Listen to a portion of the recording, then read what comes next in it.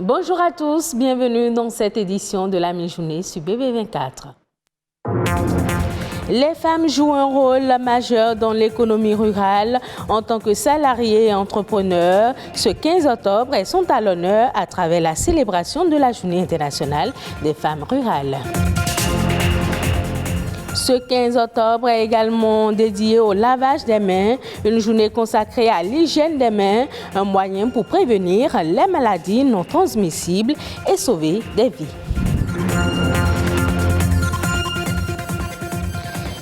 Et puis, apiculture au Bénin, des préalables s'imposent pour booster la filière. Une entrepreneur apicole nous parlera des réformes à opérer pour y arriver.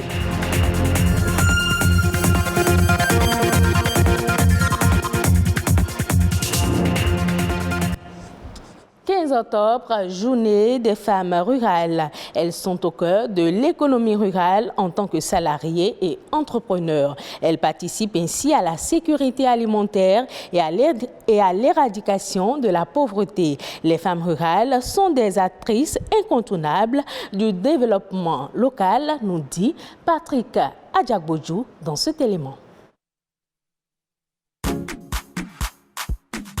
Dans toutes les sphères, qu'il s'agisse de la santé, de l'économie, de l'agriculture, de la sécurité alimentaire ou encore de la protection sociale, les femmes rurales jouent un rôle crucial dans les communautés locales. Elles représentent en moyenne 40% de la population active agricole dans les pays en développement, ce pourcentage oscillant entre 20% et 50% dans certaines régions d'Afrique. À l'heure où le monde est confronté à une nécessité désormais impérieuse de contrer les changements climatiques, le rôle essentiel joué par les femmes et les filles issues des milieux ruraux dans le renforcement de la résilience est indéniable.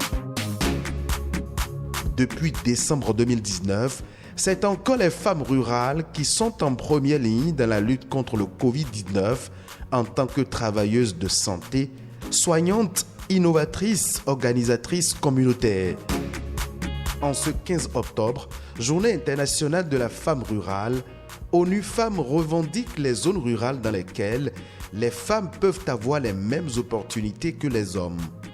Selon l'institution onusienne, l'autonomisation des femmes rurales est cruciale si l'on veut mettre un terme à la faim et à la pauvreté. En refusant d'accorder aux femmes des droits et des opportunités, les sociétés sont privées d'un avenir meilleur. Il serait bien séant d'améliorer la qualité de vie des femmes rurales pour un développement conséquent à la base. En le faisant, les femmes seraient à l'abri des contraintes liées aux activités économiques, à l'accès au foncier, au crédit bancaire, aux soins de santé et à l'éducation. Une autre journée célébrée ce 15 octobre, la journée mondiale du lavage des mains. Une hygiène qui permet de lutter contre les infections. Par ces temps de Covid-19, le lavage des mains fait partie des mesures préventives efficaces contre la pandémie. Les acteurs à divers niveaux s'investissent pour un lavage régulier des mains.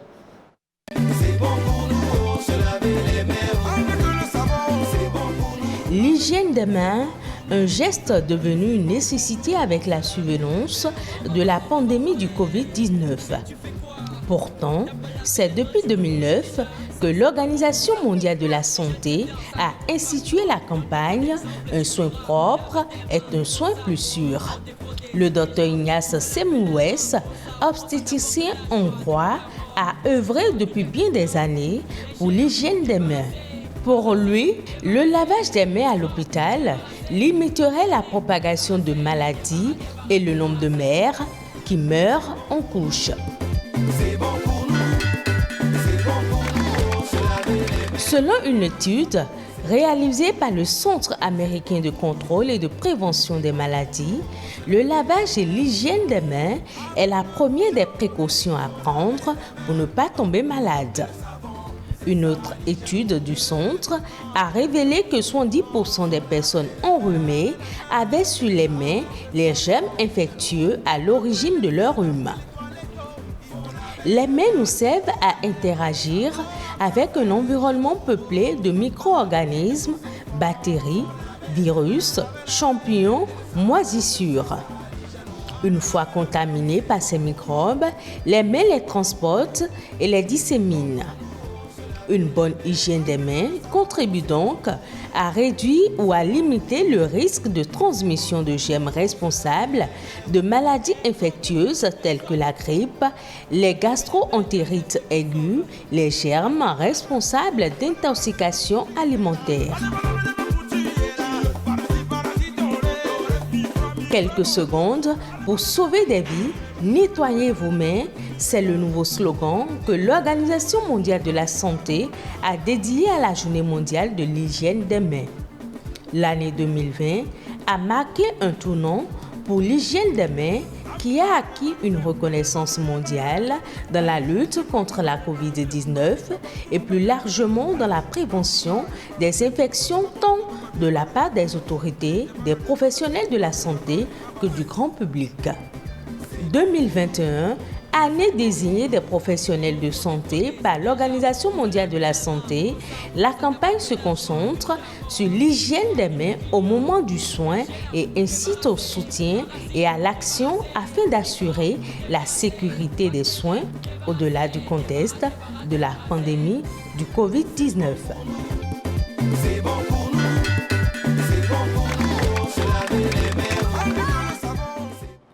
L'apiculture au Bénin va connaître bientôt de beaux jours, mais avant, il y a des préalables. La production de miel, évaluée à environ 100 tonnes, est loin de combler les attentes en termes de quantité explorable. Il est donc urgent d'inciter les différents acteurs à participer et porter la filière apicole plus loin. Carole Tawema, entrepreneur apicole, insiste sur les réformes à opérer. Elle est au micro de Alessandra Tchoton. Il y a la structuration nécessaire de la filière.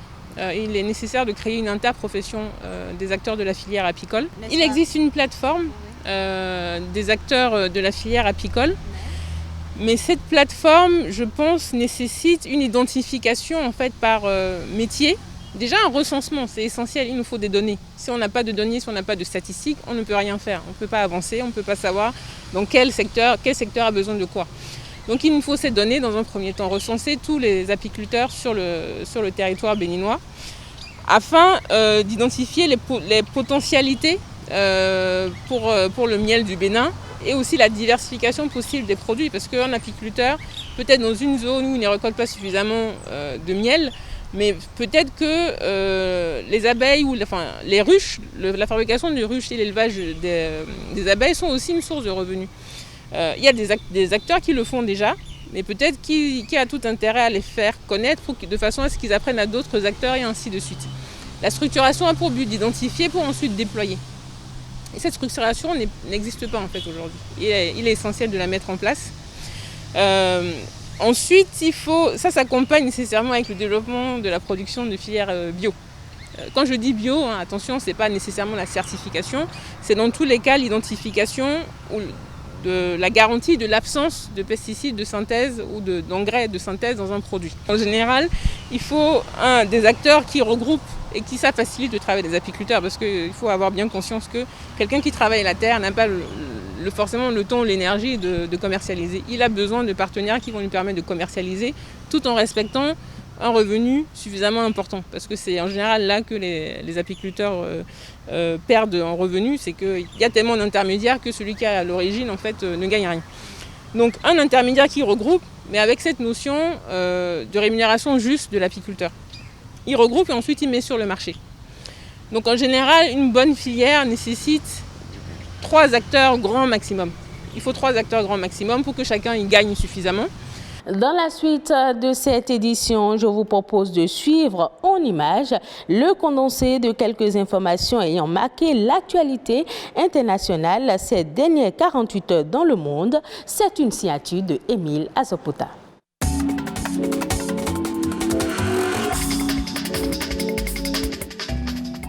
Les exportations chinoises ont progressé d'un peu plus de 28% sur un an, ont annoncé les responsables des douanes chinoises. Selon les statistiques du mois de septembre 2021, depuis plusieurs semaines, la Chine connaît des interruptions de courant massives qui ont provoqué la fermeture totale ou partielle de nombreuses usines, freinant la production et les chaînes d'approvisionnement. Malgré cette pénalité, le pays a vu ses exportations bondir, une performance portée par la forte demande mondiale de produits électroniques due à l'essor du télétravail dans le monde. Les besoins en équipements tels que les tablettes, les téléphones portables ou encore les ordinateurs restent élevés. Autre information à l'international, le monde subira le réchauffement climatique, mais aussi des turbulences en matière d'approvisionnement s'il n'accroît pas ses investissements à court terme dans le secteur des énergies propres, a prévu mercredi l'Agence internationale de l'énergie AIE. À ce jour, les engagements climatiques des États, s'ils sont tenus, ne permettront d'atteindre que 20% des réductions d'émissions de gaz à effet de serre nécessaires d'ici 2030 pour garder le réchauffement sous contrôle, prévient le directeur de l'AIE. Et pour finir, selon une vaste étude française, la vaccination contre le Covid-19 réduit de 90% le risque d'hospitalisation chez les plus de 50 ans. Cette efficacité des vaccins est également prouvée face au variant Delta. Les données de l'étude, portant sur 22 millions de personnes, confirment d'autres observations faites dans d'autres pays tels que l'Israël, le Royaume-Uni et les États-Unis.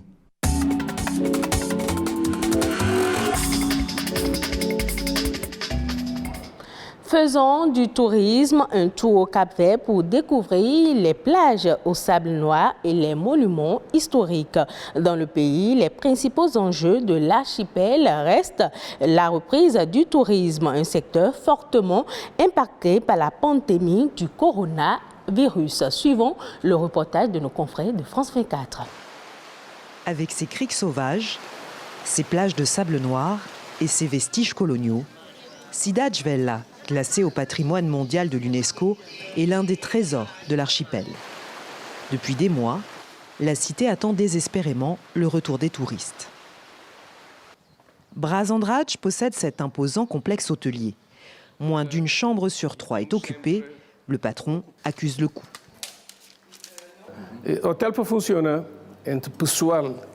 Entre les salaires et les charges fixes, eau, électricité, les charges fixes me reviennent à 35 000 € par mois. Si la situation devait perdurer, on serait obligé de mettre la clé sous la porte. À Tarrafal, principale station balnéaire de l'île de Santiago, les touristes se comptent sur les doigts de la main. Chiara a troqué l'automne en Italie contre cette plage de sable blanc. Il est certain que plus de touristes serait souhaitable pour l'économie locale. Mais bon, moi j'apprécie encore plus le paysage. Le gouvernement a soutenu le secteur touristique. Nombre de professionnels n'ont toutefois pas survécu à la crise. Certains ont dû se reconvertir. Edson a rangé ses planches de surf, faute d'élèves. Il a monté ce bar qui accueille en fin de semaine une clientèle essentiellement capverdienne. C'est avec l'argent des locaux qu'on arrive à survivre et à travailler. Cela nous permet de tenir jusqu'au retour des touristes étrangers. On pourra alors voir plus grand pour ce bar. Le secteur place tous ses espoirs sur un retour des touristes européens en fin d'année pour la prochaine saison. Des tours opérateurs se disent déjà optimistes au regard des réservations reçues. Peut-être la fin du tunnel pour le pilier de l'économie capverdienne. Et ce sera tout pour cette édition. Merci de l'avoir suivi. Retrouvez ce journal sur le site de l'ORTB, www.ortb.bj.